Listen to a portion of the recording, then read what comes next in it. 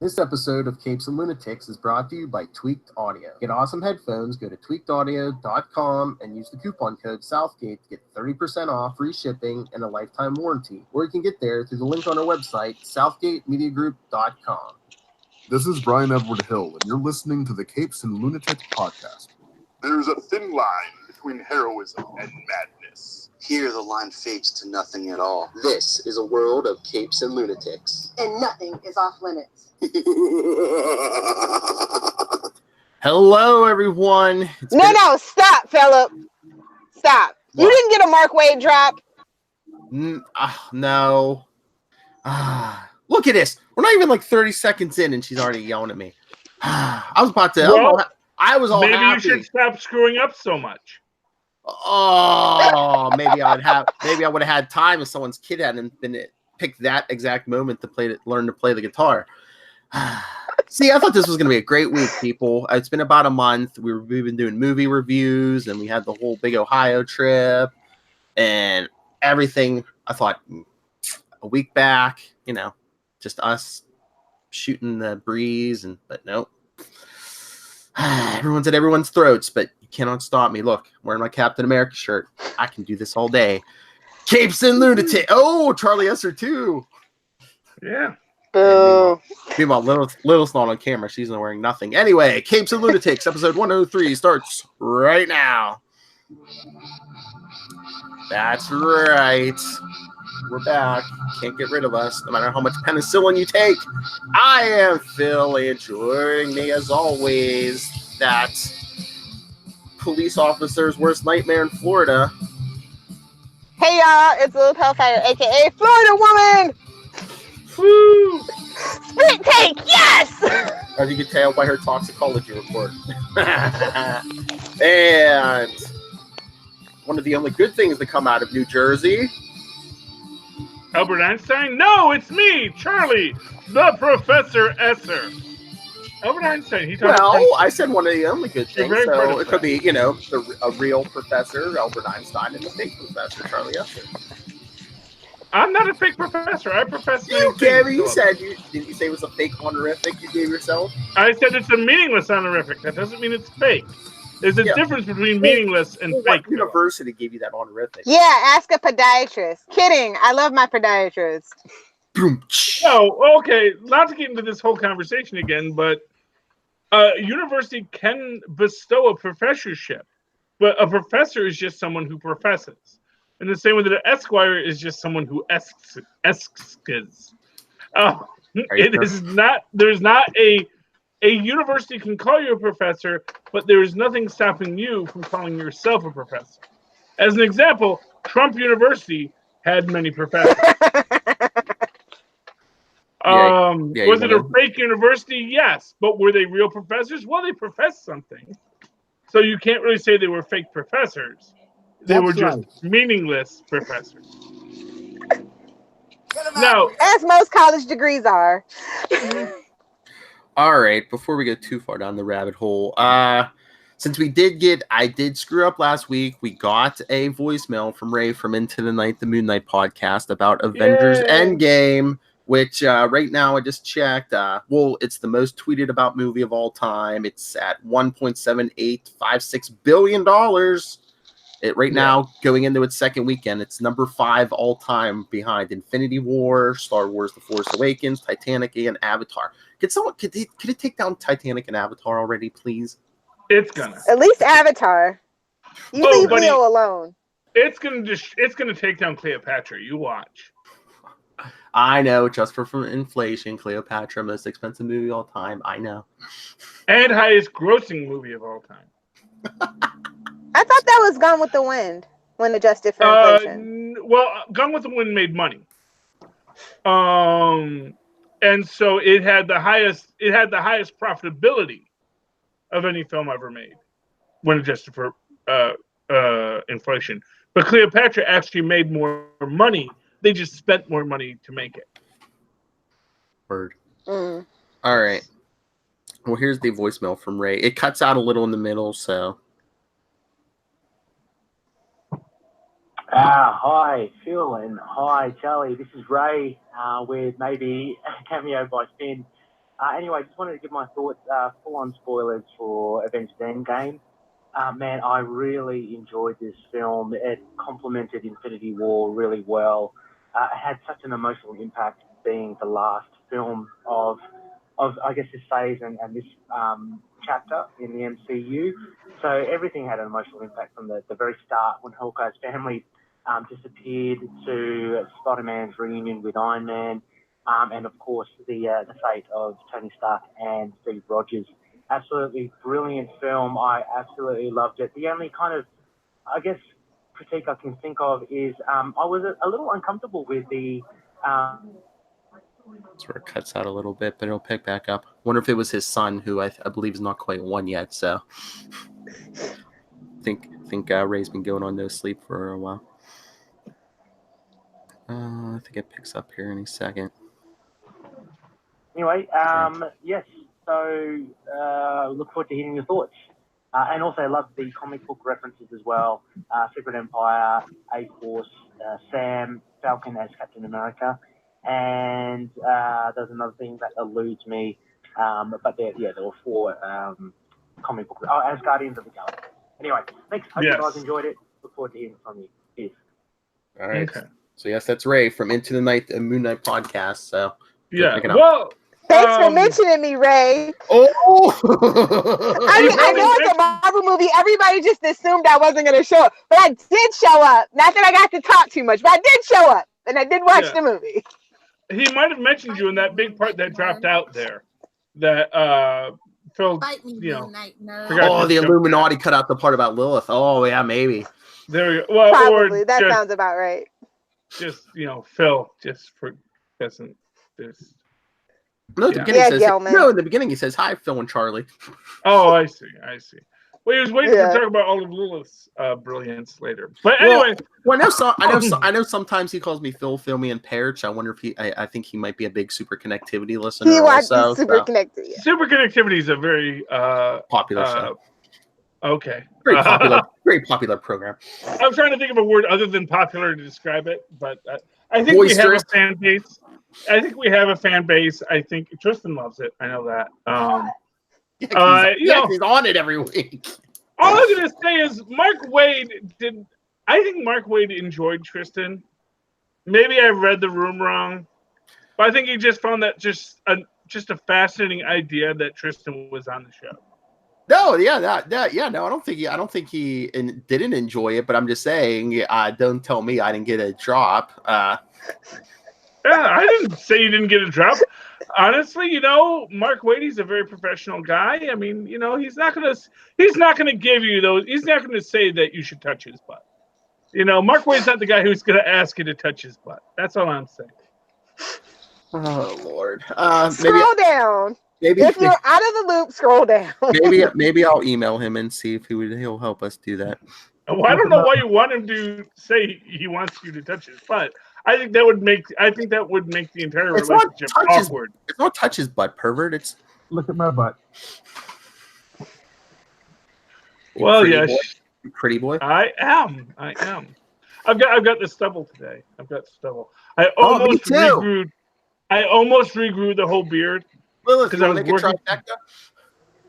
I was. Nah, I'm good. Home, like most of this week, so I hadn't shaved since like Thursday, and I was saying, do I grow it out or do I shave it on Thursday morning? And I said, you know what, I'm too scruffy. Let me shave it. When we reconvene next episode for our 2-year anniversary, are you gonna have the Tony Stark?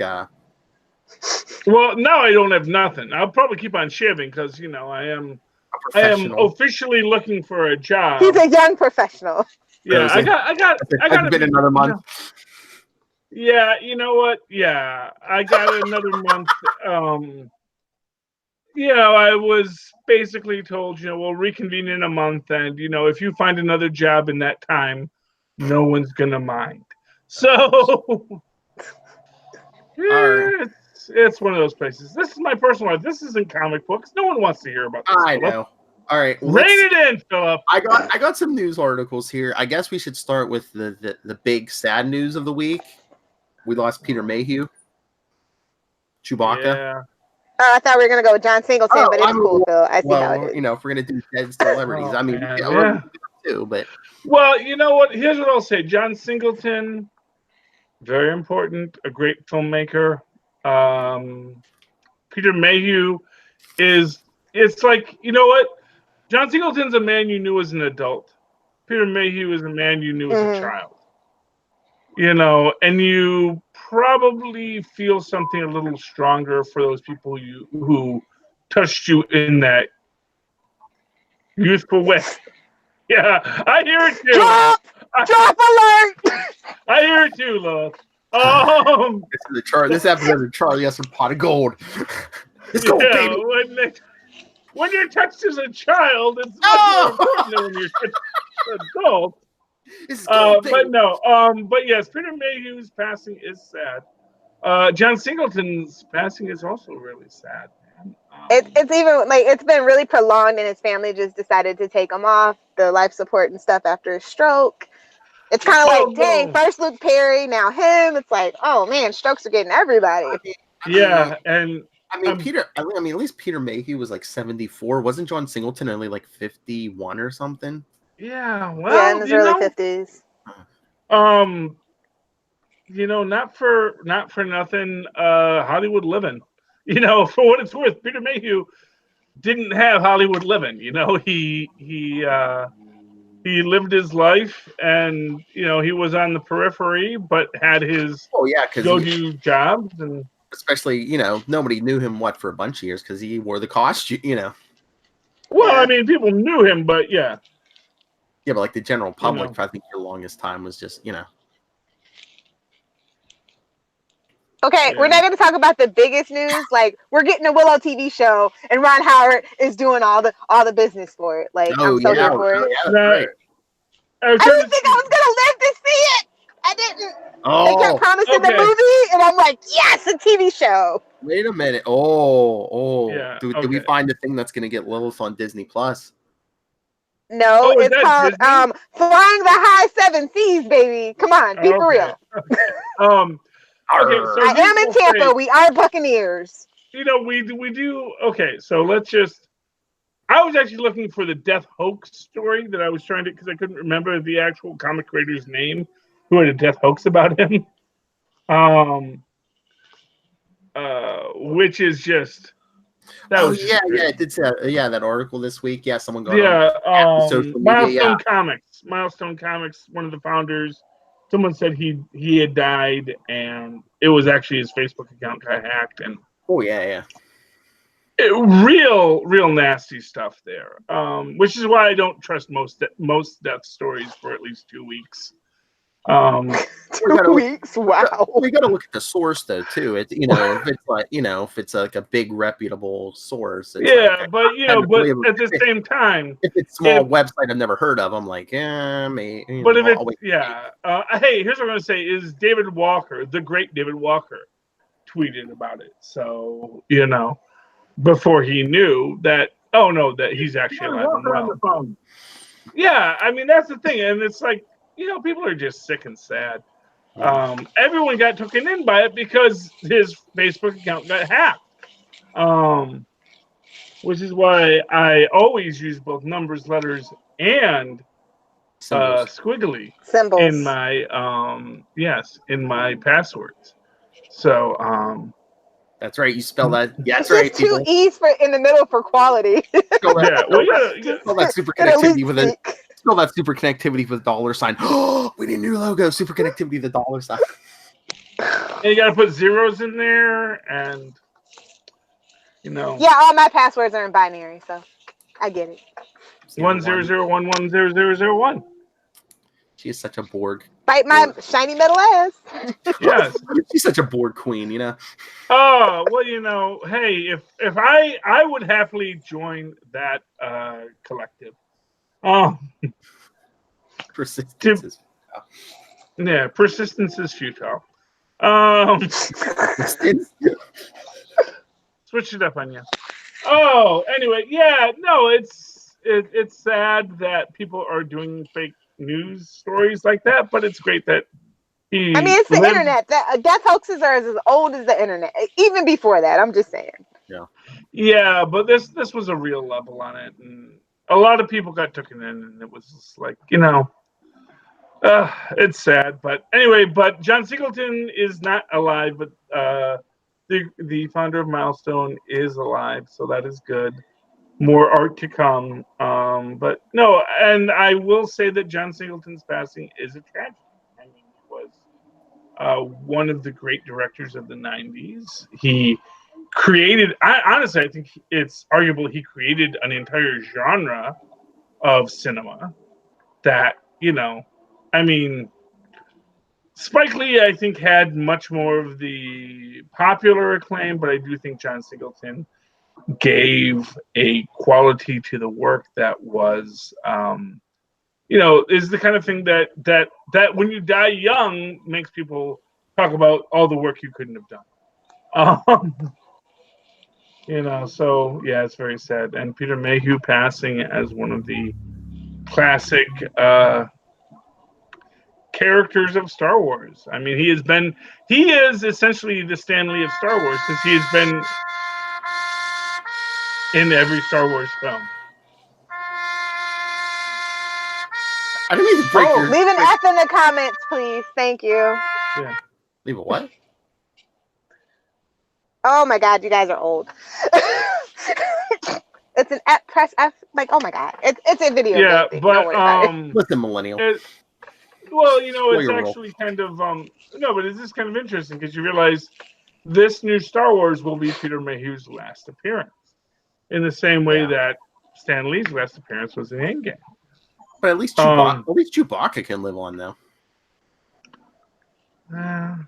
Do you think? But do you want him to? I mean, that's the thing. This is the last of the 9. This is Star Wars 9. This is, I don't know if they'll kill Chewbacca, but it is kind of this thing where it's like, well, do we need? Is he going to retire to the old Wookiees home or something? Well, he is an old Wookiee, not for nothing. He can go celebrate Life Day in a peaceful universe. He can watch the sunrise in a grateful universe, unlike some Titans we know. Yes. The Thanos. Hey guys. Yes. Do you realize May the 4th and Free Comic Book Day are the same day? Like, that's like nerd heaven. Yes. Yes, I am very excited about going to get my free comic books tomorrow. I got my comic books on Thursday so I could read at least a couple before we talk tonight. Although I was strongly debating, do I just wait until Friday? Do I just wait until Saturday and pick up comics and just not talk about comics at all this week? You're always debating with yourself. And everyone else. You're kind of our master debater. Oh, it would be better if he was a fisherman, though. Then he would be a masturbator. Oh, a masturbator, because I would be baiting the hooks. I was trying to go subtle, Lilith. Unless I'm just pretend it's Wade's World. No subtlety around here, Philip. That's what she said. And fly fishermen don't bait their hooks. Let the hooks fly free. What you did. I'm just saying, just being a fisherman doesn't mean you bait. Not every fisherman baits, Lilith. Yeah, he's not over there baiting Lilith. All right. I'm going to jump around. I do bait Lilith, as with my comic. All right. I was going to say this was kind of DC news, but this is Marvel and DC news. Lilith, did you hear Phoenix, Arizona has declared May 25th Denny O'Neil Day? Yes. Why? Why? Phoenix, Arizona needed some cachet, baby. Well, I guess is Denny O'Neil from Phoenix, Arizona? I don't know. Not that I'm aware of. I thought he was from the East Coast. Well, I don't know. Is he maybe living there now? I don't know where he's maybe is he retired there? Is that what you're saying? Don't get me wrong. I love Denny O'Neil. He was the editor of G.I. Joe, Greatest American Hero, along with Larry Hama. Denny O'Neil is as much a part of my childhood as Larry Hama is. And I think he wrote those Iron Man issues where where Tony Stark went, just fell off the wagon, and I think that was the first time Rhodey put on the Iron Man armor. Yeah, I think he wrote those issues, and of course he did all years and years and years on Batman. And Oh yeah, he is a classic of the comics industry. I guess if I were to make a statement on it, it's like why Phoenix, Arizona. But if he lives there, I guess that makes sense. But hey, great that Denny O'Neil gets a day. yeah, I don't have a day, but Denny O'Neil gets a day. Sure, why not? I would love to talk to him, but I don't know. I don't think he has a presence on social media. Yeah, well, not everyone does. It's like I the guy know. who does. It's like the guy who does Calvin and Hobbes. He does stuff, but you actually have to know him to get him to do stuff. Mm-hmm. All right, here's some Charlie. I know you saw this. The announcement we got. Hulu's coming out with live action Marvel shows, Ghost Rider and Hellstrom. You want to talk Wait, about this? is it like a combo, like Falcon and Bucky, or no, two no, separate no, no. shows? No, Okay. two I'm separate. sorry. Oh, do you want to Because say? it's like Scarlet Witch and Vision. Lilith. You mispronounced the name of that show. What was that? Oh, Captain America and Bucky. Dang, Skippy. But the TV show Spoilers. is. I Spoilers. mean, they might have. in the artwork, it's Falcon, isn't it? Yeah, well, they might. Well, I think that could have been a non-spoilery title. They might change that. I was just gonna say because that's what when the article came out, that's what it said. Because they announced I that, know. but I think that they made that announcement before Endgame came out, so that probably was. Yeah. Yeah, I'm just saying it's Captain America and Bucky. Thank you for playing. Oh, I forgot. Do you want to save this for Super Connectivity tomorrow? The Hulu stuff. Oh no! Philip, I got so much stuff to talk about. Oh yeah, we still got to talk this season finale of the Orville. And let's not forget Cloak and Ample Dagger. Asgardian Thor. Yes, and Cloak and Dagger. Oh, I mean, Cloak and Dagger is good too. But, Yeah. all right, but yeah, did you see? Not that you've been tweeting it. No, hey, apparently I'm doing stuff on Thursdays now. Everyone always needs me to do something. Hey, did you see the Ghost Rider? It's the same guy that Gabriel Luna from yeah, Agents of Shield, but I think they said okay. it's not gonna be the same. He's not gonna be playing the same guy from Shield, but it's the same actor. No, well, it's fists are up. So. Multiverse, deal with it. No, not multiverse. This Say is DC. what Inhumans did, and that just tells me, oh, that'll be awful. That'll be so awful. So obviously this is going to be a bad show that we should never watch because it's Inhumans all over again because they don't want to acknowledge their roots. And you break the root, you cut the root out. Oh, no show has ever been praised for its breaking from its history. There are shows that break from their history that are loved, like the Incredible Hulk from the 1970s and 80s. Have we tried killing them yet? Have we tried killing them yet? Have we tried killing this awful, awful show that must die tomorrow and should never be spoken of again because it is Inhumans 2 Electric Focus? What, you think the Ghost Rider one's gonna be? Yeah. If they're walking in saying, hey, this isn't related to the continuity of Agents of S.H.I.E.L.D., it's like, well, then to heck with you then. I don't want to watch your show. I just wonder No, I don't want to watch that show. I don't want to watch a show that is based off of the MCU that is saying, well, we don't need to be part of the MCU. I just wonder if it's going to be the same, technically the same character, but they're not going to mention any Agents of S.H.I.E.L.D. And didn't he go through a portal at the end? They're not going to mention how he got back or whatever. They're just going to. That's fine. That's a mystery. I just wonder if that's what they mean by it's not going to be the same. They're like, we're not going to mention any S.H.I.E.L.D. stuff. What I'm saying is they went out of their way to distance themselves. Mm-hmm. And to me, you don't honor your family. You ain't family. You don't honor your family, you ain't family. It's just that simple. You got where you is because of your family. And even if you don't like your family, they're still your family. And you can say, hey, that's my family and I got my own things I'm doing now. That's fine. But to say, I don't know my family, you deny them, you ain't got no family. That's all I'm saying. You're basic. Exactly. They are basic. So I'm mad about that. And I'm even madder at themarysue.com for not knowing that Damien Hellstrom's name is Damien Hellstrom, not Hellstorm. Because they actually made a comment when they were reviewing this, and they were saying, "Oh yeah, but for whatever reason, they're switching his name from Hellstrom to Hellstrom." It's like, just read the freaking Wikipedia entry, lady. I don't mean to be. I'm not sitting here trying to be. They got great redditors at themarysue.com. I am a top fan. I love themarysue.com, but it's like, how did an editor not catch that and take that young lady to the side and say, actually, his name is Hellstrom. Hellstorm is his superhero name.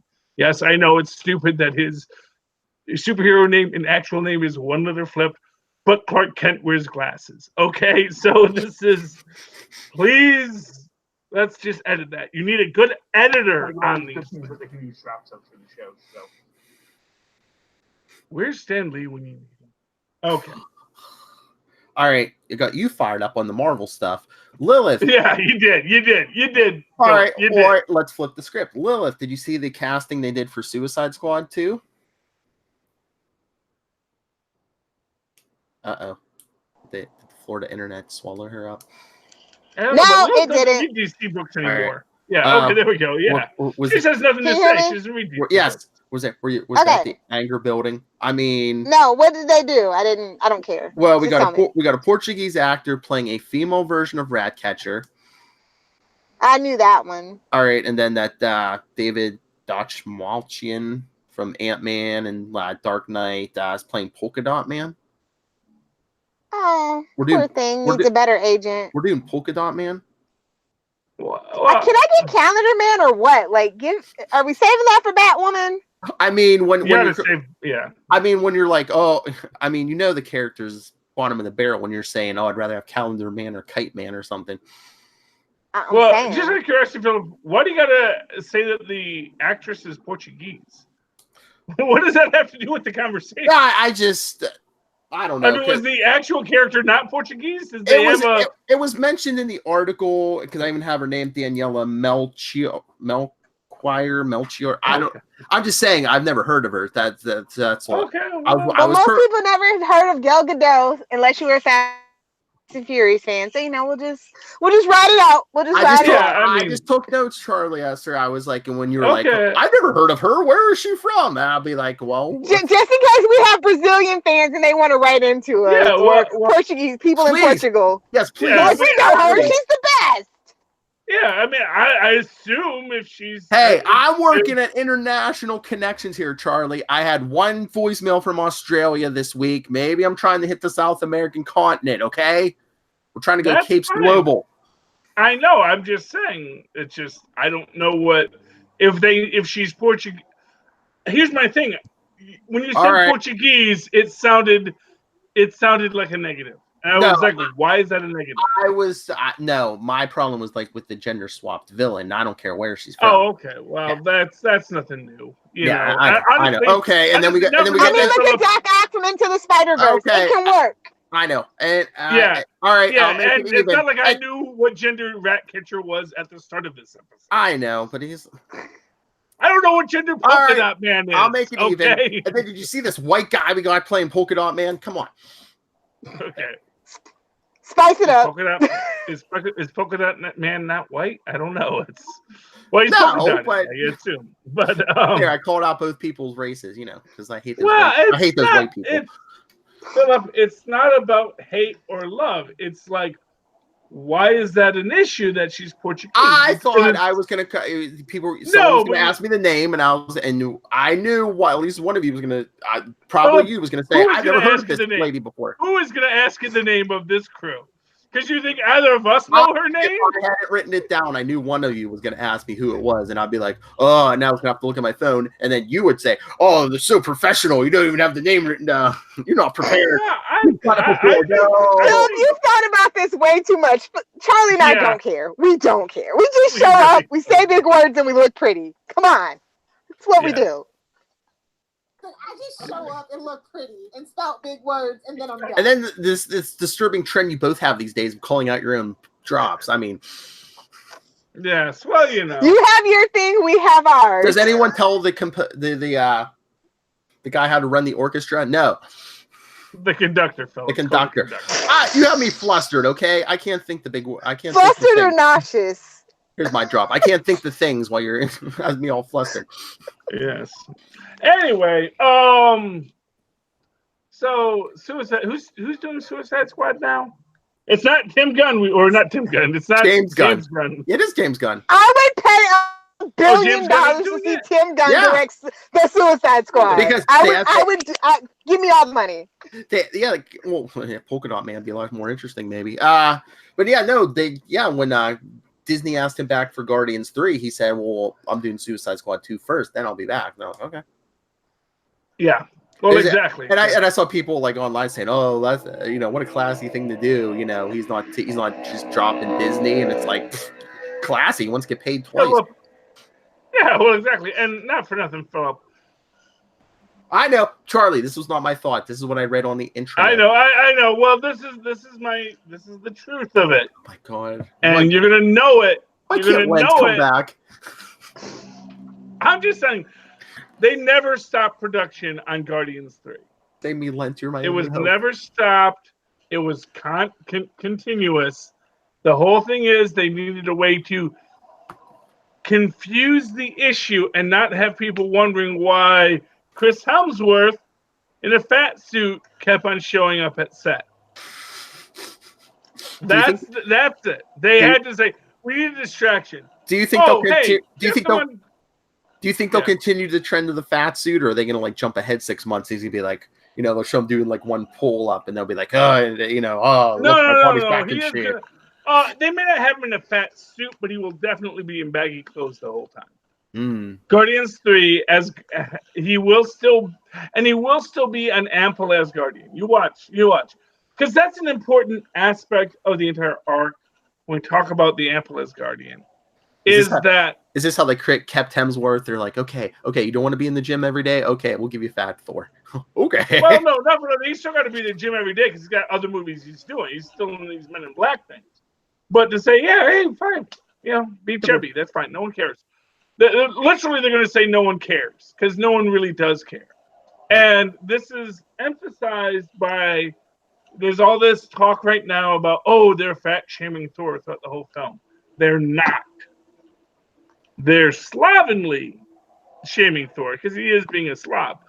But at the end of the movie, when he is just as ready as he was at the start, everyone reacts to Thor just as they did when he was hunky, especially Star-Lord, who is still freakishly intimidated by him and so afraid of this guy who is just clearly so much better than him. And it has nothing to do with the fact that he's skinny or fat, or muscular or fat. It's like, you're just Thor, and you're still the freaking god of thunder. He's not just a dude. You're a dude. He's an angel. Yes. Oh, man. I need some muscle and some. Oh, gosh. Philip. Charles. You realize that connection you just made, pointing out that the dude, the Lebowski, it's all connected, man. You don't think they're like planning these things like 10 movies ahead? It's super connected.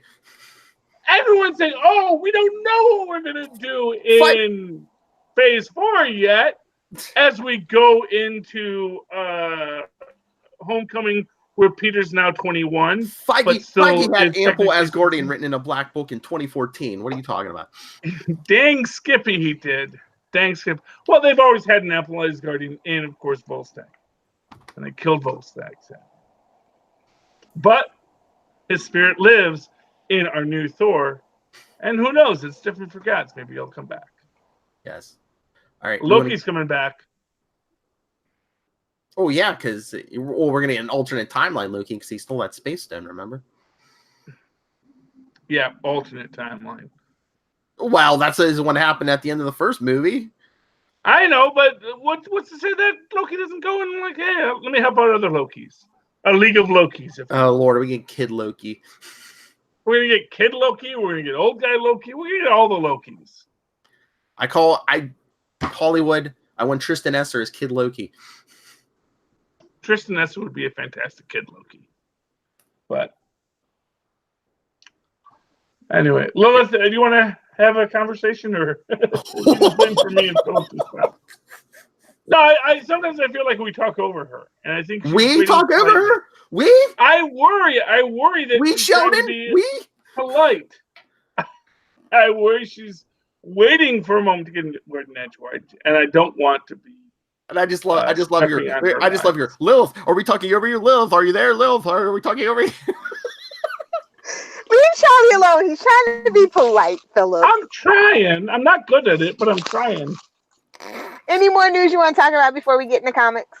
No, I was about to say, do we want to get to comics? Yeah, let's do that. All right, let's get to comics. Phil's Comics Corner. Okay, can I just do a quick shout out here? No. Dick Tracy forever. Okay. This is honestly a book I was not expecting to like except as a novelty. It's intense. It's wonderful. It is. Lilith, I think you're going to like this story.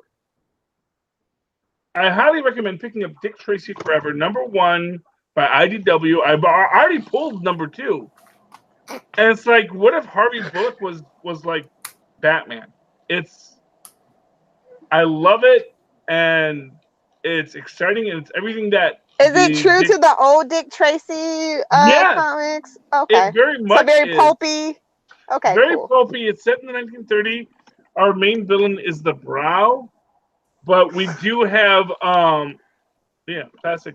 We have Flat Top in it, and it very much feels like a book that might have come out in the 1930s, but at the same time with like future knowledge. So like when they're talking about they're pairing with some German schmucks. Are they bootleggers? I don't know. But you know, Charlie Esser would like. Let me just put it to you that way. Yeah. So I am very much enjoying this. It's done in the classic Dick Tracy art style, you know. And this is weirdly one of my favorite books. And this was from last week, but I didn't get to read it until this week. But it was great. We also apparently 2 items. The Elvira that I was reading, which was Elvira Mistress of the Dark and Shape of Elvira, are still both ongoing. Both are still very good. But in Elvira Mistress of the Dark, we're going through the Circles of Hell. Currently doing Dante, and Shape of Elvira is, of course, Shape of Water with the Gill Man. It's Elvira. How can you not love her?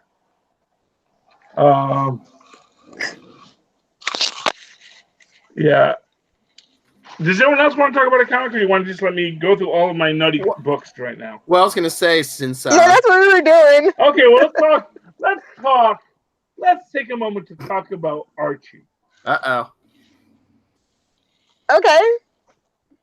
Lilith, did you read Jughead the Hunger versus Vampironica?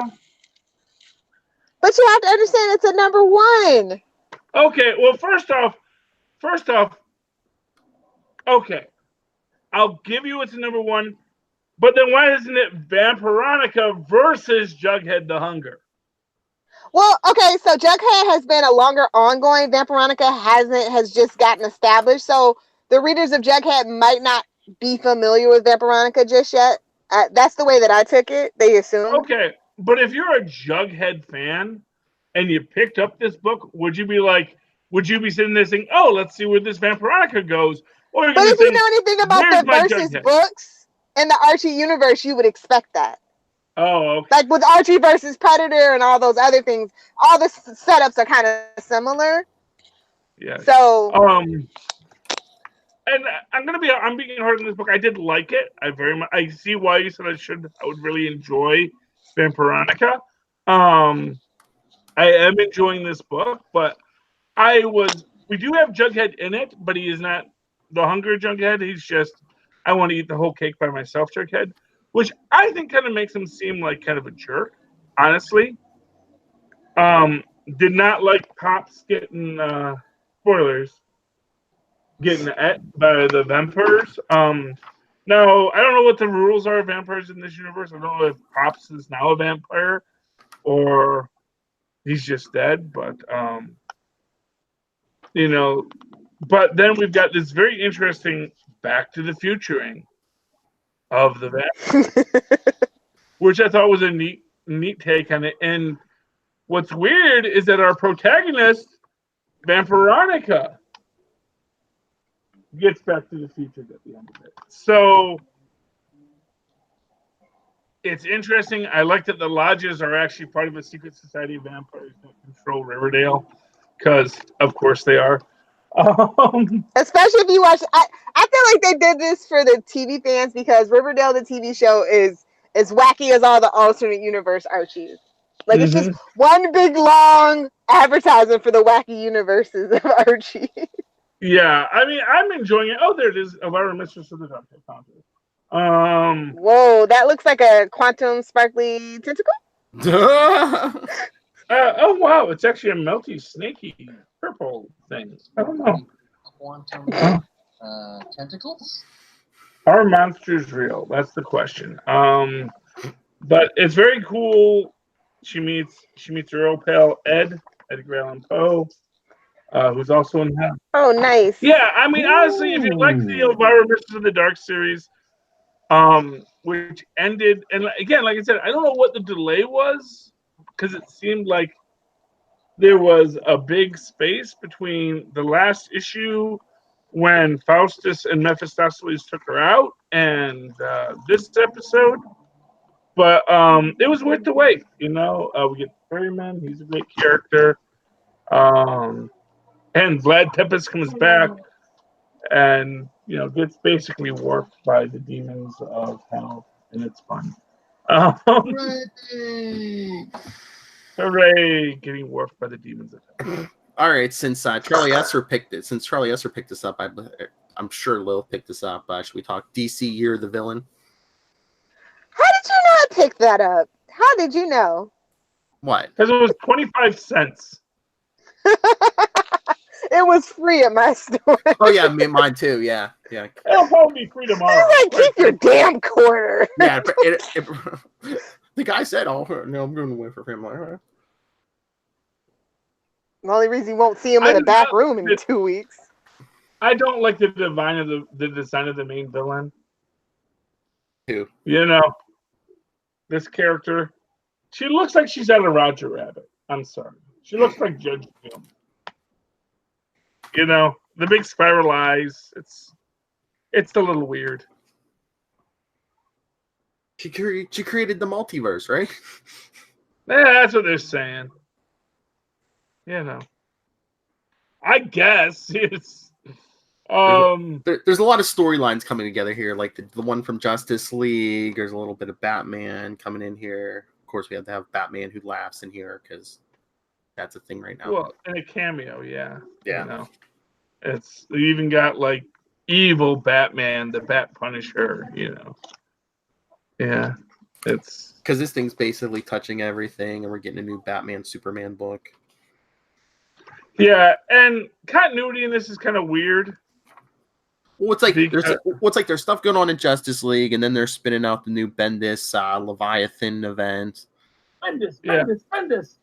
But no, I mean, this is what's weird is that you have Batman in the Batcave talking to Damian, and then you have him in the with the Justice League.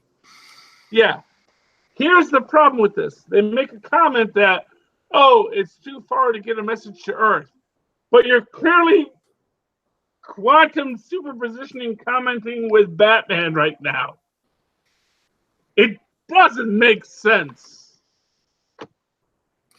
Well, I mean, it's a different chapter, so I'm assuming there's a time jump there. And again, like with modern comics, nobody takes the time to set up a continuity, In the Bat books, he's on Earth. In Justice League, they're way out there. I think that you need to set up a continuity, Philip.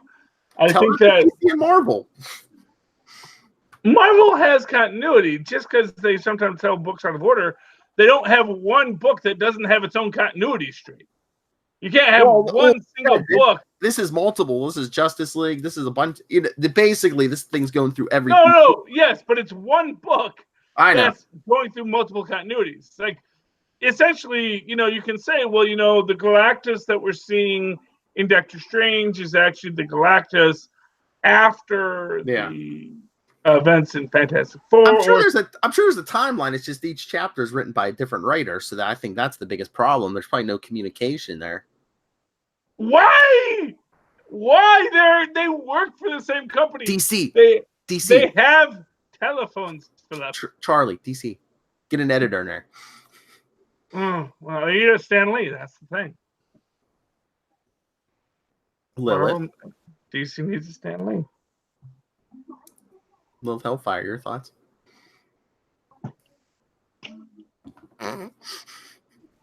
She's keeping her thoughts to herself. I don't know. She passed.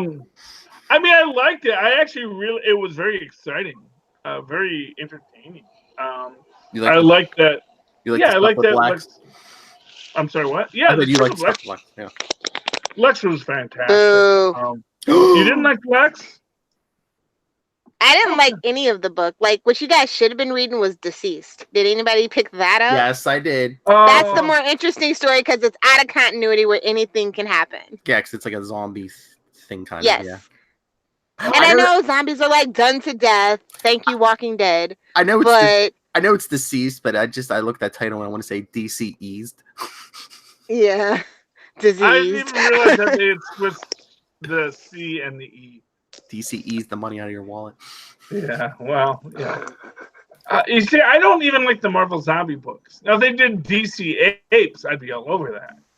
Well, it's basically like the anti-life equation runs amok.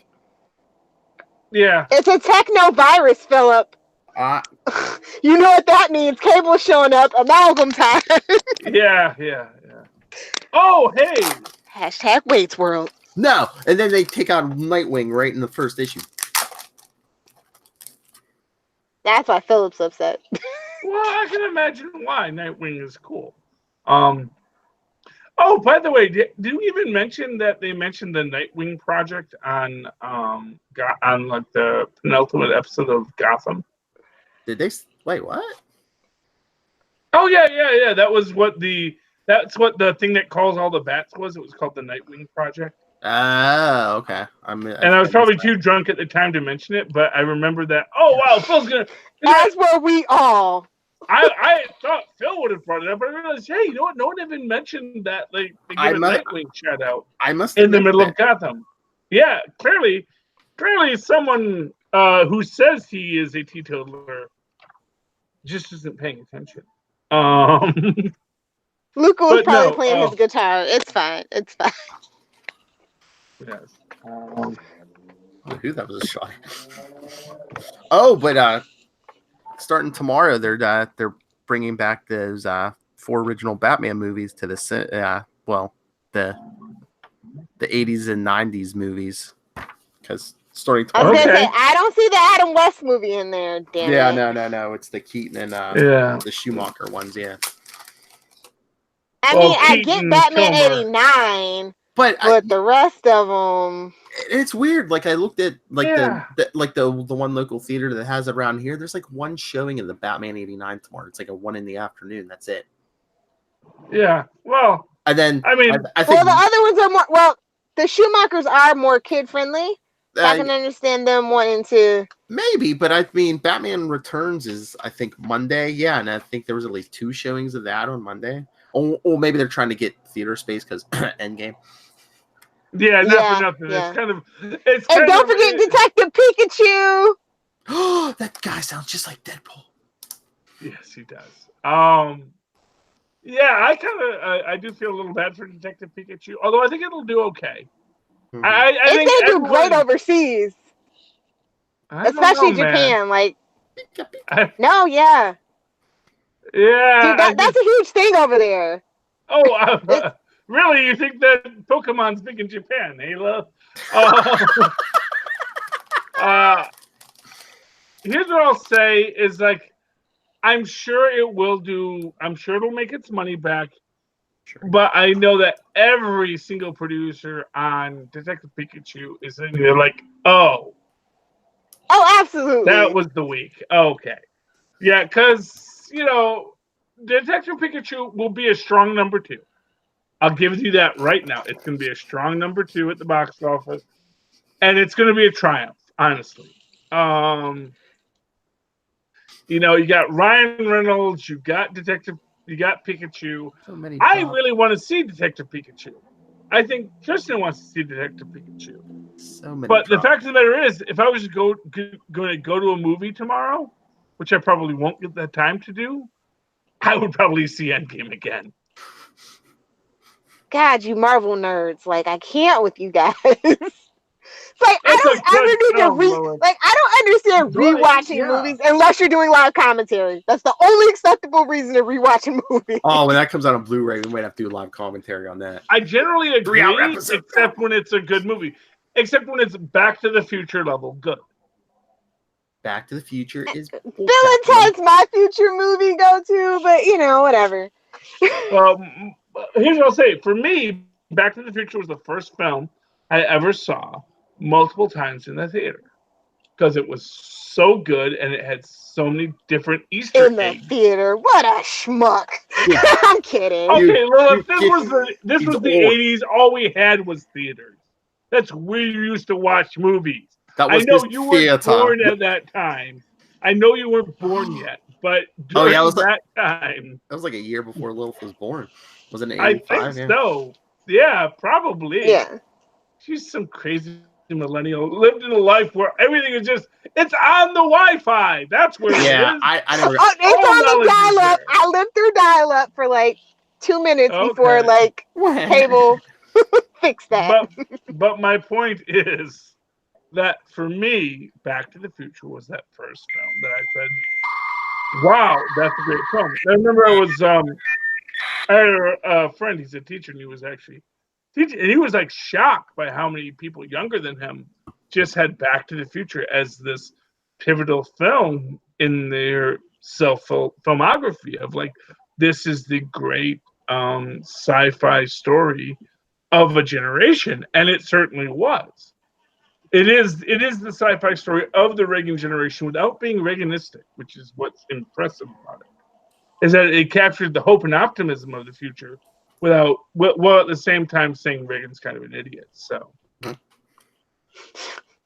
that's the good thing about it. But yeah, Back to the Future is one of the great films. It was the first film I saw more than once at the theater. And I think Endgame will be like the second or third that I've done that with. Miss Hellfire, did you read Young Justice? I did. What did you think? Are they losing the plot so quickly already? Like, I'm so confused about their motivations right now. Because it was like a lot of this issue was like a flashback. Tim had all these repressed memories of like the original team. I know. I'm just like, I think Bendis is like, well, you know how Bendis writes. I mean, I think he has a good idea, like trying to tie all the crises, and everything together, like all the continuity. But is he the man to really do that in a Young Justice book, no less? Like, not for nothing. Is this the book we should be trying to do that with? Well, but it's Bendis. It's going to be at least 12 issues before we get any traction on this. Answers, plot. Clearly, what they're doing. Clearly, what they're doing is they're doing a Franklin Richards put that universe back where you found it kind of story, where they want to destroy everything that is active DC continuity because there are stakes. Because Doomsday's taking too long.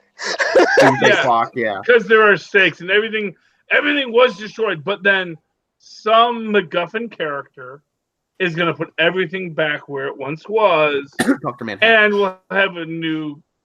No, not Dr. Manhattan. It's Jarrell. No. It's Dr. Oz. It's going to be Ambush Bug, dang it. Okay? Or Joni DC. It's going to be Joni DC. You mean Harley Quinn. Okay. Captain Adam. Clearly he doesn't read DC books. No. Well, I read DC. It's going to be Harley Quinn. That's our Mary Sue. Well, Joni DC was the continuity count, so she actually would be in a perfect position. Joni and Harvey Bullock teaming up to bring DC back into order. But the but the idea is they're going to destroy the DC universe, and then they're going to say, and now we put it right back at this point in time because obviously this was the best point in time. Well, no, they're going to bring in the elements everyone likes, and ignore what they don't. Yeah, I think you can't take shortcuts. Either it's either an all or nothing thing for DC at this point. So, well, I think they're trying to fold everything in. But... yeah, I don't think they're going to do a full. Hey, look who just fell to Earth! It's some child named Kal-El. I don't think they're going to do. Kal-El arrives in Metropolis story. I don't think that's going to be. I mean, maybe I'm wrong, and I often am. So maybe they are going to take it to a Kal-El arrives in Metropolis. Shooting of Bruce Wayne's parents. The retelling of the origins once again. But I think that it behooves them more to just restart the universe and say, we're restarting all the continuity that has ever been exists, but we're gonna sort of play it by ear. I mean, that's what they've been doing with Rebirth. Well, yeah, but what they're gonna do is they're gonna put a Franklin Richards in there to explain it away. So, well, remember that was in the old universe when Franklin Richards put the universe back. Maybe he left some stuff out of place. But yeah, because I mean, it's just like they keep mentioning on Gem World all the different crises, and I think you could tell where Bendis is going. But of course, it's Bendis, so we're gonna spend a year on it. It's gonna be forever. Yeah. And this issue, we got a flashbacks that Tana, Tim had all these repressed memories of the original Young Justice team, and not for nothing, Lilith, he gets paid by the book, so it's not like he got to cash out. Well, if everybody stops reading it, where's he gonna get his money from? How are they gonna get their money back? That's all I'm saying. Speed this up. I was gonna say, let's get paid by the word. God. I mean, with his dialogue, his clunky dialogue, he'd be a trillionaire. Or pay by the panel, because how many times you get people just looking at each other? Okay, well, not for nothing, that all gives you more books. That's the idea, is that, writing for the tree. Well, no, he's writing for himself because he gets paid by the book. If he doesn't write enough, the only way he can stay employed is to keep on writing more books. The only way you can keep on writing more books is to stretch your story out, There's a lot. If you stretch your story too thin, people lose interest too, though. So it's a double-edged sword. But DC's already invested. But Lil, did you like what he did with Stephanie Brown? I'm glad that he remembered a little. I guess I could say. At least give us a reason why she's not in the present story. Yeah. Wait, what book I was like, oh, you remembered to mention her. Are we still on Year of the Villains? Or we're on a new book? No, Young Justice.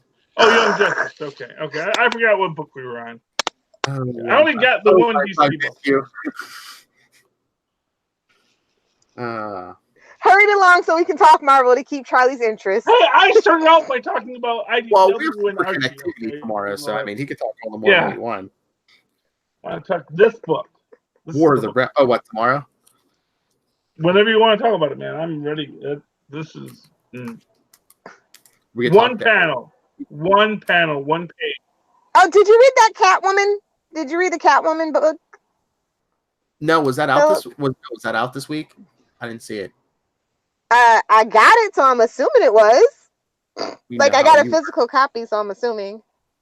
Okay. Is it good? Yeah, Under the Moon, a Catwoman tale #1. It was written by Lauren Miracle with art by Isaac Goodhart. So yeah.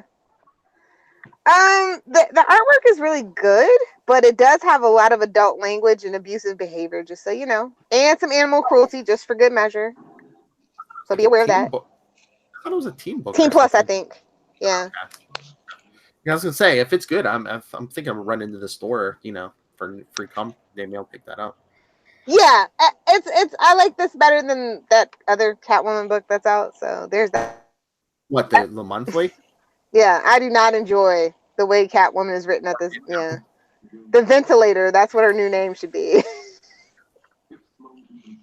The Ventilator. The new costume. It's cut out like in the armpits. For somebody's weird armpit fetish. Are they like doing the what's her name? It almost Michelle looks Pfeiffer Catwoman. It almost looks like No. Michelle Pfeiffer. I mean, it's like a black costume like that, but the armpits are cut out for some reason. So it's not like just the seams have burst. No. I mean, I don't think there's even seams on. Well, you can't see any seams, but no. I like the Michelle Pfeiffer Catwoman costume. Everybody likes the Michelle Pfeiffer Catwoman suit. It's a very, very popular costume, Charlie. Yeah, I mean, I'm aware of that. I'm just saying, I like the way that they used it in the film, where they show that it's sewn together, but it's held together, but it's also coming apart, much like the character of Catwoman in that. So yes. She keeps it together, but you can tell just below the surface she's falling apart, much like the Batman with nipples. And the cod piece. Nipple Batman with. Yeah, well, you gotta protect what you got, Lilith. You gotta protect what you got. You don't want to end up like Gary from Legends. You're absolutely right. My nipple. All right, we're at the hour mark, so are we gonna cut this or? It's up to you, Phil. You're in charge. Lilith Hellfire was the one cracking the whip on me before by keeping it to an hour. It's Friday night. It's fine. Let's go. Let's talk Marvel just a little bit. People. Okay. Oh, well, I got only one thing to say about Marvel right now, which is War of the Realms. I've already lost the book. There you go. War of the Realms. Number 3. Number 3, last page. Last page. Who are the last defenders? Okay, not the last page, because they do a whole the maps. Useless orbit there. Who are the last defenders of New York, Philip? Who are the last defenders? The defenders? Oh, that's sad. God help us all. Oh, the Fantastic Four? There are heroes. Thank you, Philip. That's nowhere near the last page, but okay. Yeah. No, it's the last important page. After that, it's just filler to set up the next couple of books. Really, actually, all they do the next is they say, "Oh, actually, now we need to maintain the Black Bifrost because the regular Bifrost got all destroyed." Because apparently, if you give Daredevil omniscience, it messes with his brain because he's a freaking mortal. Was it omniscience, or is it just like they're cranked up? They crank those super senses up to Heimdall level. Yeah, well, you know what it is I mean, and not for nothing. The God without fear. Heimdall actually has omniscience. It's not like tied to his eyes. That Heimdall is blind really shouldn't affect his ability to hear things. And I thought that what they were going to do there is they're going to have Daredevil sort of explain to Heimdall how you see with your ears, but they decided not to do that. So, but just this. The Fantastic Four is the last defenders of Manhattan. The first defenders of Manhattan. Also the last. The ones that are showing these upstart Asgardians that this Earth, that Midgard births heroes too, is amazing. And again, I gotta say, the face turn of the trolls is coming. They're still playing the trolls as evil, and the trolls are evil. Don't ever think they're not. But the fact that they're the one people without lands in the 9 realms is why they're going to turn on Malekith. And all it's going to take is someone to say, "Well, why are you trolls fighting for the scraps? Why don't you demand equality among Malekith?" or something like that. And they're going to have the same way that they have Skrull refugees and Kree refugees and all the many, many refugees of any intergalactic war in the universe settling on Earth. The trolls are going to settle on Earth and say, "You know what? We're just tired of all the fighting." And that's the troll. Yep. I love that book from Marvel this week, War of the Realms. I mean, Savage Avengers is great, but we'll talk about that tomorrow. Hot Shots. Hot Shots. Number 3. Yes, I thought that was the best Marvel book I read. Oh, I didn't read that. What? Okay, if we want to talk about that, I can talk about that all day. Big cap. Did you give up on Domino, Philip? I haven't been picking up Hot Chalk, but again, I mean, I'm probably making a run to the store tomorrow. Why? Is this really good?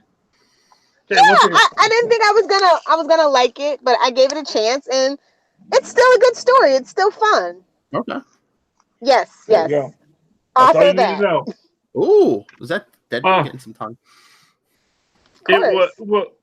It was Fantastic. Diamondback. He does have great bones. It was Diamondback. Let me get basically- Captain America on the phone. You know what? But what it really is the techno-organic virus from the celestial booger infecting everyone. Damn techno viruses are everywhere. Well, this is why you don't pick up a celestial's booger, because that booger is full of techno-organic viruses. How many drops? I'm just saying, it's a booger. It is clearly a celestial sneezed, and all of the humans are like, "We have the gift from the god." It's like, oh, dude, I sneezed, man. I'm sorry. I got that techno-organic virus that's going around. Why do I see this as like the title of your autobiography, The Celestial Sneezed? Yeah, it is. I mean, that's what it is. If you look this, the color scheme, the color schematics, and the structure of it, it is just demanding that this be a nothing burger that all the humans are nuts about, because it's a celestial secretion that fell to Earth. It's not the celestials like, here's my gift to you. It's like, and definitely it fits in with the idea that this original celestial was basically dying of a virus when it fell to Earth and inspired life here. And it's like, yeah, you're kind of, we are kind of we're the Coca-Cola of the universe. I know I'm pronouncing it wrong, but that's fine. You can follow that on Twitter later. Okay. All right. Any final books anyone wants to throw out there? No. Oh, did you see? I just saw it tonight. I guess they announced Spider-Man Deadpool number 50 is going to be the last issue. Yay! I mean, they'll restart it. They'll restart it. Come on, it's Deadpool and Spider-Man. Well, maybe they'll. Yeah. I was thinking maybe because it was getting stale. Let's just be real. Yeah. Maybe they'll do like a second Deadpool book without Spider-Man or something. I don't know. No, well, not for nothing. They're gonna do another Spider-Man and Deadpool. Or team them up. 50 issues is a lot of issues. Or do like they did before, do a Deadpool team up book and have them team up with someone different every. Well, they'll do something. Philip, I do think it's Deadpool. They'll do something. Yeah. This may come as a shock to you, Philip. I think both Spider-Man and Deadpool are going to continue to have books made about them. Oh yeah. I'm just saying. I wonder what they're going to replace this with. They're going to replace it with some. Oh, would they go for the Charlie Esser vote and do a Deadpool Gwenpool team up book? That needs to happen though, right? They have met in the past, and they have met again. Oh yeah, that's hard. They may be leaning towards that, and she's free now. Oh yeah, and it'll be. Maybe that's where everything's connected, Charlie. You know what? That's why. You know what? It might be an interesting take on things with Deadpool and Gwenpool, because again, Deadpool is a metafictional character within metafiction, but Gwenpool is a real character who's been put into metafiction, so that their perspectives. Because whereas Deadpool talks to the audience, Gwenpool has been the audience. It is going to be an interesting philosophical, cosmological for the Gwenpool, Deadpool, and they're going to give Gwenpool top billing. You watch. They're going to give Gwenpool top billing, and every issue, Deadpool's going to be like, "Why do you get top billing?" And Gwenpool's going to say, "Because I'm the sex appeal." Oh, but Lilith, did you see the West Coast Avengers are going to be making another appearance? No, where? I believe it's the tie-in issue of War of the Realms. I think it's issue 7 of Superior Spider-Man. Oh, nice.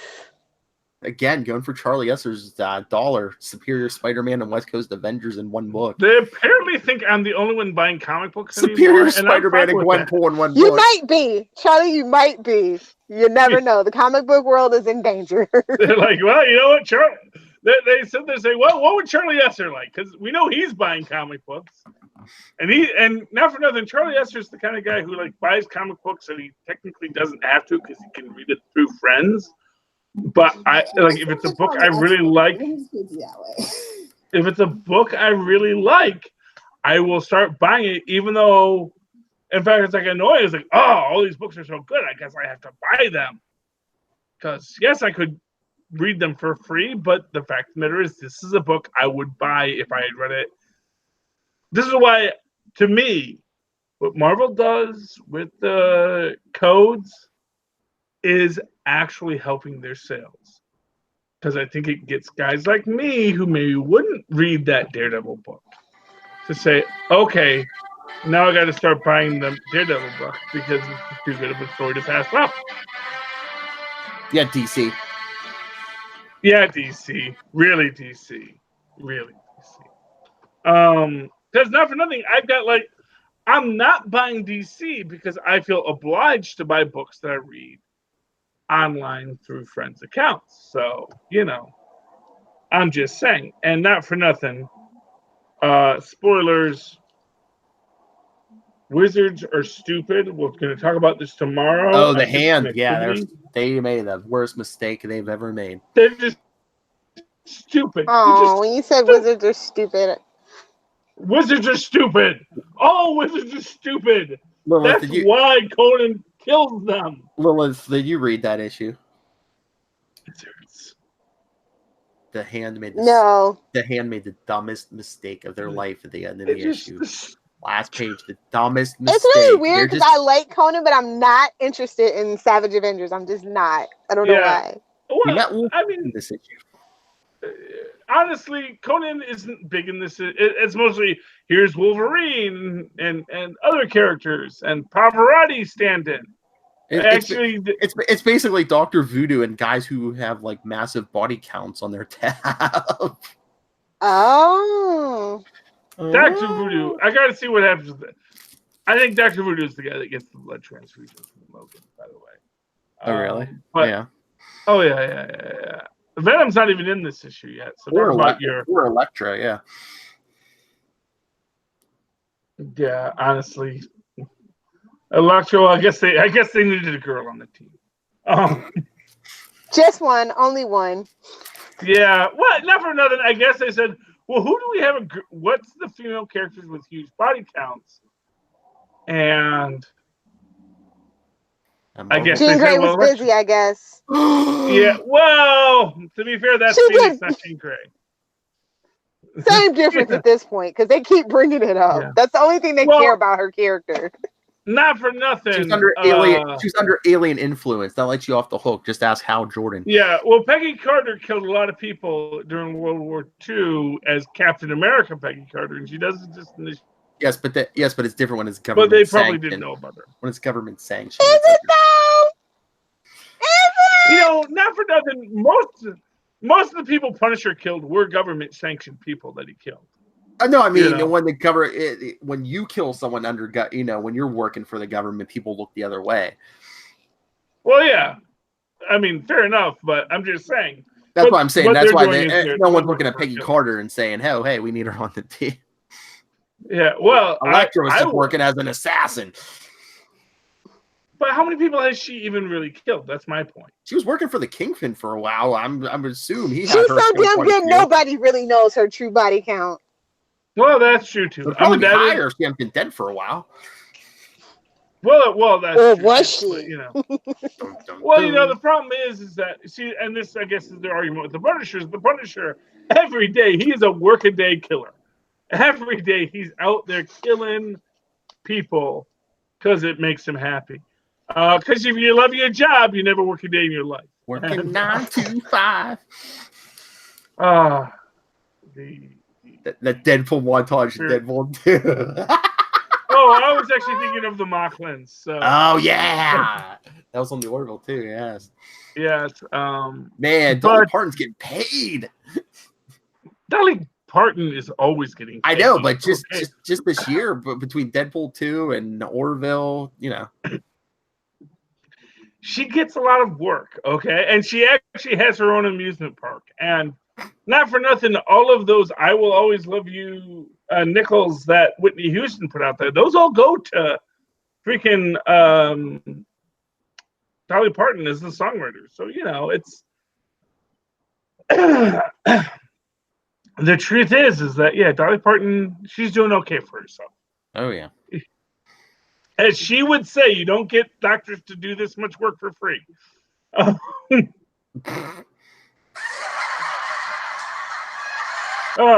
no, I just, I guess what bothers me about that is I always make the comment, me and Miles always make the comment, it's like, why do you pick fights if you live in a superhero universe? And here are people that are actively picking this fight, knowing who they're picking it with. Should we just spoil the ending? Oh, Lilith's gone. Oh, she doesn't like us anymore. Okay. No, her Florida internet kind of pooped out. Well, that's what happens when you have an internet powered by alligators. I'm just saying. Anyway, we can wrap it up. We can talk about it tomorrow, but yeah. Okay. If you want to know the spoilery details, join us for Super Connectivity. Gotta leave them wanting something. That's true. I mean, we can say it, and actually, War of the Realms actually had a much more interesting story with Venom. Mm-hmm. But we'll get to that tomorrow too. I'll try and read a couple extra books. Well, yeah, it was more interesting because he was actually in it. He wasn't inside of Avengers 1 yet. Yeah, they'll get to him eventually. Hey, and Cyclops was in Champions. Oh, was that good? Yeah, I really enjoyed it. I like the Champions. Them meeting the adult Cyclops, yeah. Yeah, this is Zub. Good old Mr. Zub. Mm-hmm. I do like Zub's work. Such a fun name to say, Zub. Zub. If I email Mark Waid for a drop, I should be like, hey, is there any chance we could talk to Jim Zub again or Al Ewing, Immortal Hulk? Oh, I would love. I think it wasn't Ewing the one who wrote that Ultimates book with Black Panther and Captain Marvel and all them. I think he wrote that too. Oh yeah, I believe you're right. I mean, between that and Immortal Hulk, just those Blue two Marvel Ultimates, yeah. Oh yeah. We would have so much to talk to Al Ewing about. Yeah, well, maybe I'll give it a shot. I'm sure that's exactly what Mark Waid wants. Hey, could you get us another comic creator that we want to talk to more as well? I've talked to Mark Waid like 2 or 3 times. I know Mark Waid's great. Honestly, he was very. And you can say he was mad. I don't think he was mad about Tristan. If he was really that mad about Tristan, give him my apologies. But no. I was just joking because everyone's jumping on my back. Why did you get a drop? Like I said, the man's a professional. He's not a character. He's not a clown like me who's trying to create drops. But I mean, the man is busy. I mean, we talked to him on May 1st. I've been trying to set up that interview since I think end of February, maybe. Yeah, well, there you go. And he was nice enough. He's like, yeah, I'm not blowing you off. I really, I want to talk to you guys. It's just, it's really busy right now. And he, like every month, it's really busy right now. Yeah, well, maybe because he writes like 14 books. And that Avengers was again a weekly thing. So. Yeah, exactly. It's. Anyway, what are you gonna do, Philip? Well, you want to talk about some more tomorrow? Or you just want to go right into Super Connectivity now? Oh God, it's like 10:30. That's way for. I know, Philip, but you're the one that's like, Philip. I don't stop talking. If you want to stop the conversation, you have to say, "And now we're stopping," and I'll say, "Okay." Yes, but let me rest, and we'll do it tomorrow. Yes, that sounds fine, Philip. Stand up for yourself. That's what I'm saying, Phil. Stand up.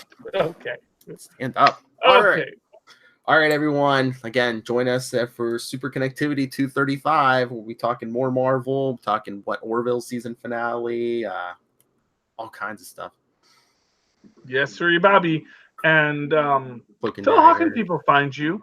Oh, well, you can find me at Nightwing. Well, you can email me, nightwingpdp@gmail.com. On Twitter, I am at nightwingpdp, but you can always email the Capes and Lunatics, capesandlunatics@gmail.com. Follow us on Facebook, facebook.com/Capes and Lunatics, at Capes Lunatics on Twitter. We're on Instagram, Capes and Lunatics.